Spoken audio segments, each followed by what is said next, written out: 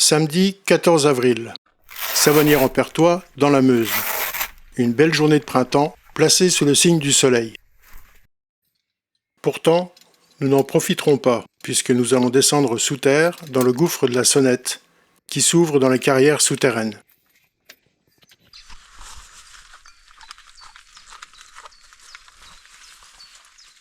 Tu vas nous attendre alors, Bella, hein? L'entrée des carrières est fermée.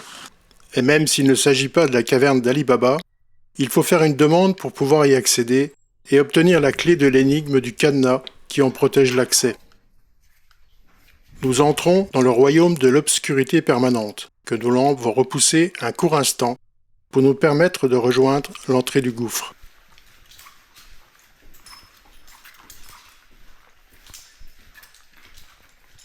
Les anciennes carrières d'extraction de la fameuse pierre de Savonnières comportent plusieurs dizaines de kilomètres de galeries, largement de quoi se perdre.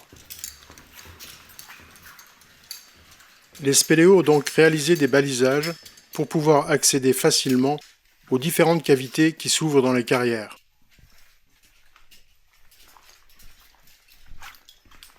Ah, on arrive au puits de Cayenne. D'ailleurs, on le sent, il fait plus chaud. Hein.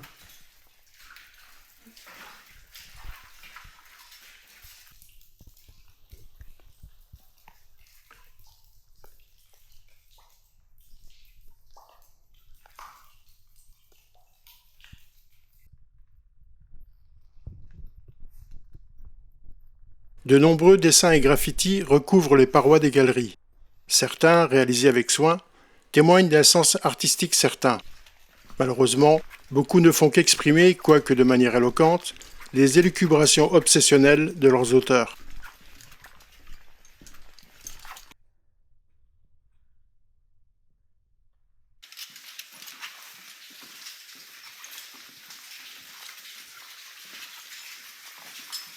Ouais, il y a un peu d'eau quand même. Hein.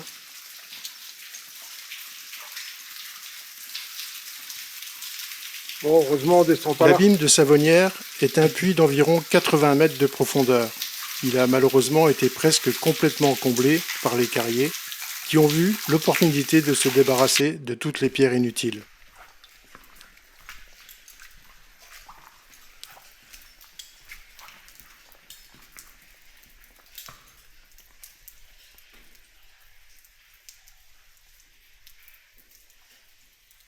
Nous arrivons à l'entrée du gouffre de la Sonnette.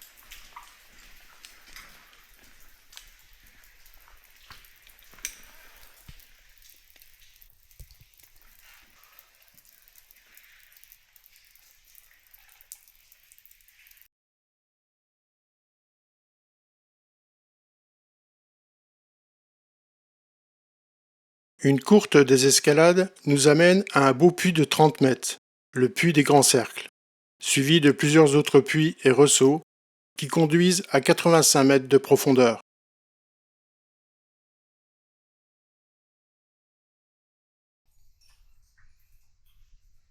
Il est indispensable d'installer une main courante, car juste en dessous s'ouvre le grand puits.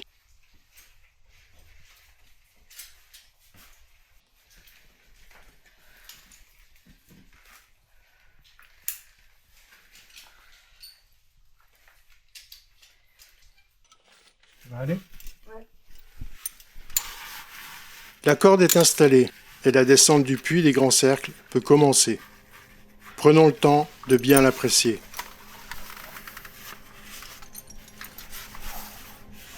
Alors.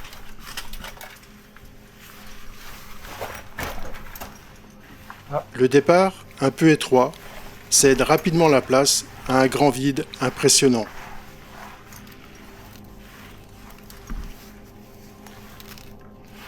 Voilà, le puits des Grands Cercles.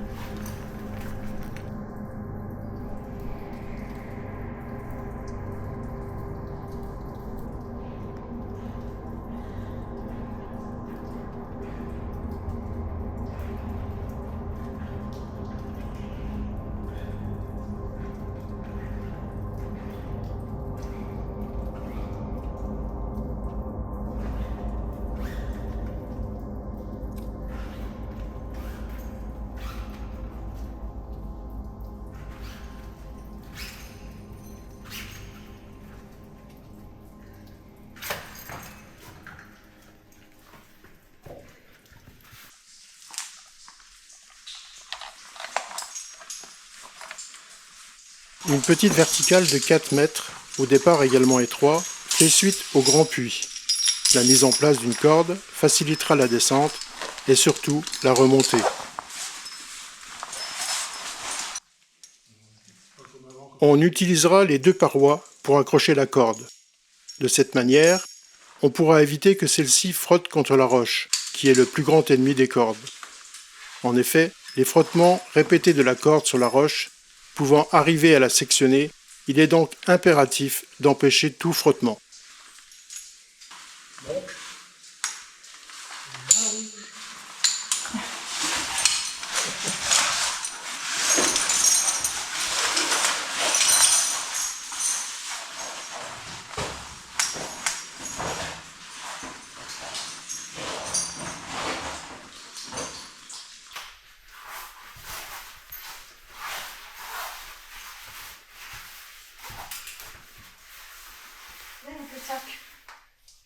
Ah oui, ça pourrait être utile de ne pas oublier le sac qui contient les cordes pour descendre les verticales suivantes.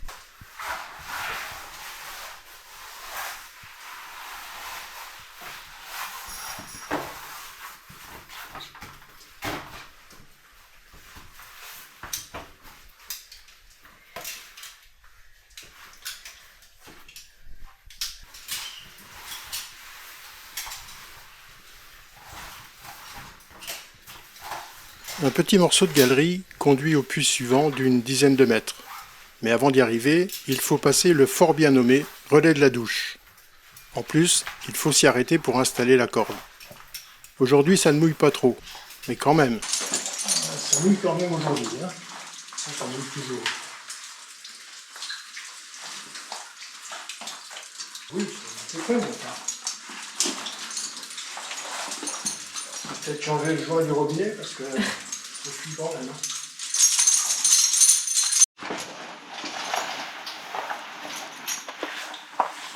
Voilà, ça mouille. T'as raison, ça mouille. Oui, non, n'avance pas, c'est pas la peine.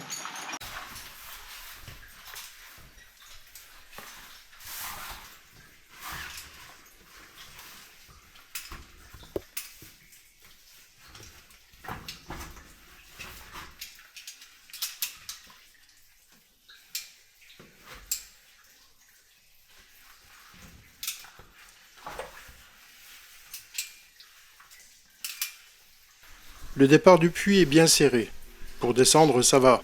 Mais la remontée est plus compliquée, en général.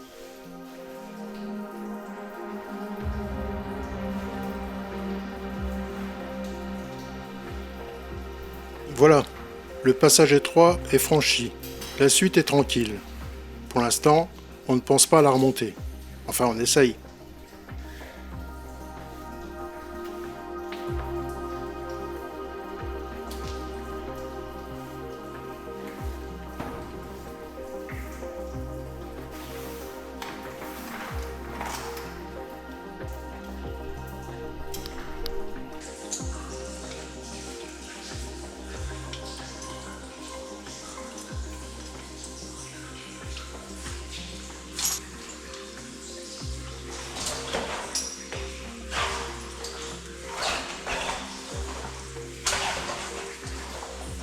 Équipement du puits suivant.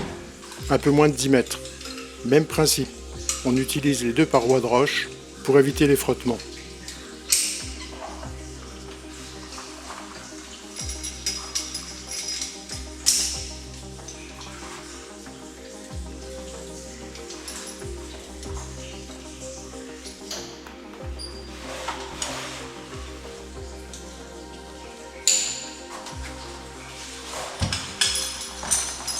Voilà.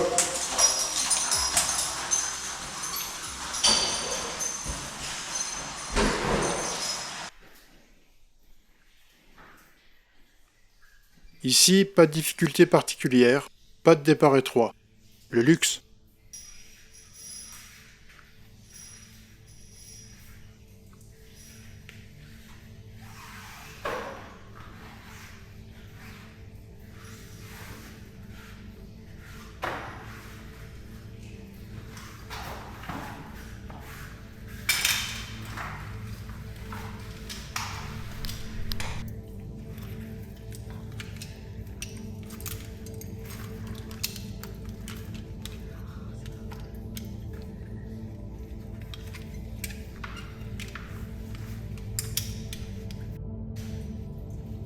Dernier ressaut de quelques mètres et nous arrivons en bas des puits, à moins 85 mètres par rapport à l'entrée du gouffre. Petit arrêt pour se restaurer, avant de commencer la remontée des puits. Ça va, il ne mouille pas trop. J'ai vu le petit lac à l'entrée, je me suis dit, bon, ça va mouiller. Non.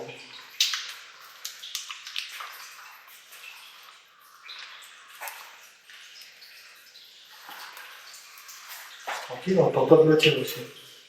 Ni d'avion. Ouais. Ce qui est rare. Aujourd'hui, pas entendre d'avion, c'est rare. Ouais, des conneries. Pas entendre des conneries, c'est encore plus rare. Et maintenant, il va falloir remonter tout ça. Descendre un petit peu tout, il va remonter.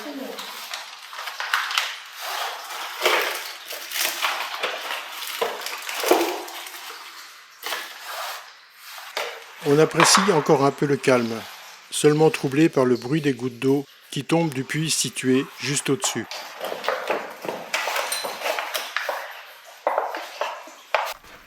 C'est parti pour la remontée. Ça ne fera pas de mal de s'activer un peu, car il fait un peu froid lorsqu'on ne bouge pas. On place le bloqueur ventral sur la corde et la poignée, qui vont nous servir à remonter les puits. Ces deux appareils coulissent sur la corde dans un sens, celui de la montée, et bloquent dans l'autre sens, empêchant ainsi de redescendre. On va monter ainsi de plusieurs dizaines de centimètres en prenant appui sur la pédale qui est solidaire de la poignée. Ça peut paraître fastidieux, mais c'est quand même moins difficile que de remonter à l'aide d'échelles métalliques souples qui étaient utilisées jusque dans les années 1980.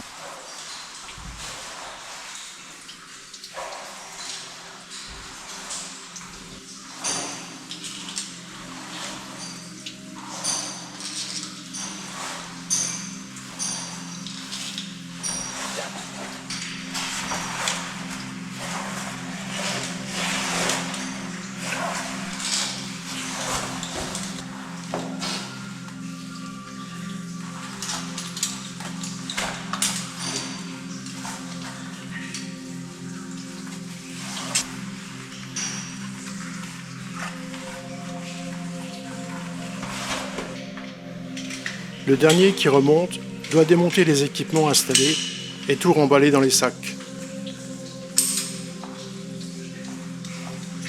Plus on va remonter, plus on aura de poids à trimballer, ce qui contribue bien sûr à augmenter la difficulté.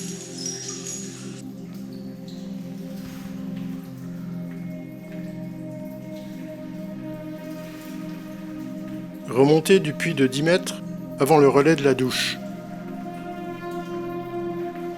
La sortie étroite du puits va compliquer un peu les choses et il vaut mieux prendre son temps pour étudier les meilleurs passages à emprunter.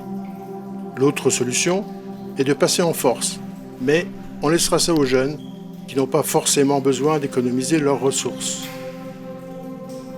On va donc y aller doucement pour négocier la sortie du puits.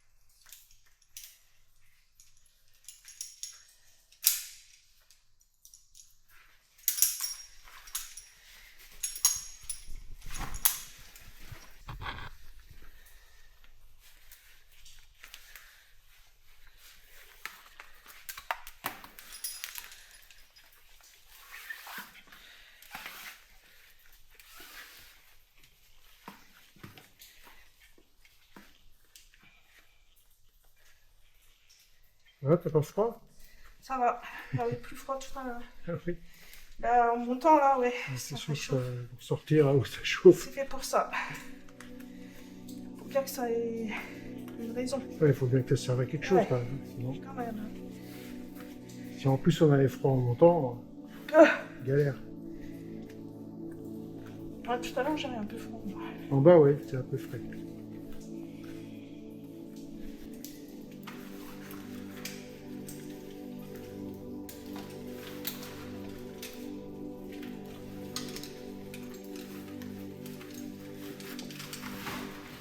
Dernier petit cran à remonter pour atteindre la base du grand puits de 30 mètres. Bon voilà, il n'y a plus que le petit ressaut là à remonter. Bloqueur, poignée, et la montée peut commencer. Le départ est un peu plus difficile dans les grandes verticales, à cause de l'élasticité de la corde. Il faut pomper le mou pour réussir à décoller du sol.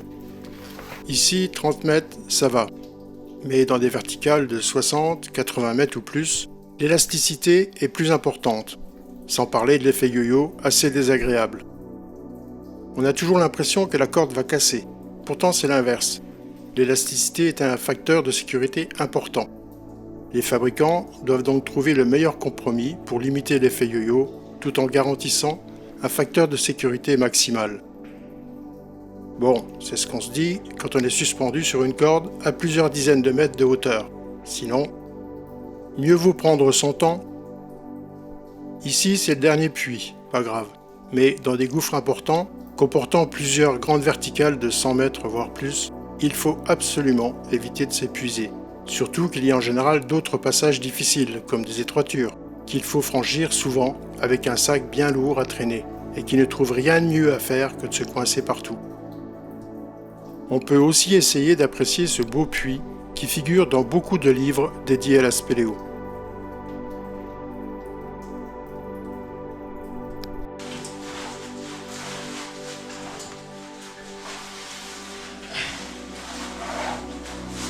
Ça y est, tout le monde est remonté.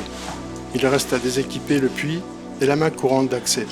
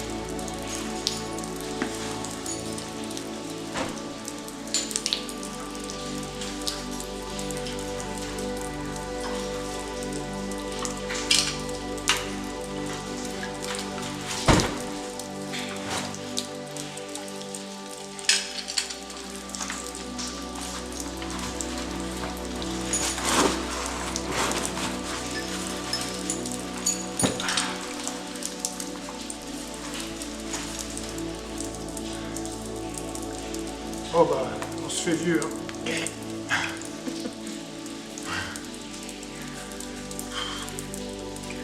C'est quand même mieux d'avoir 30 ans, hein. Ouais. Même 40, même 50. Mais il y a peut-être des avantages, il faut les chercher. Avec plus vieux. Non. Tu vois, même quand on est vieux, obligé de monter avec un kit, alors ça sert à rien d'être vieux. Voilà, il faut emmener des jeunes. Ouais. Qui portent les sacs. Ouais. En fait, c'est ça. Ouais. Bon, ben voilà. Il n'y a plus qu'à sortir des carrières, trouver le chemin.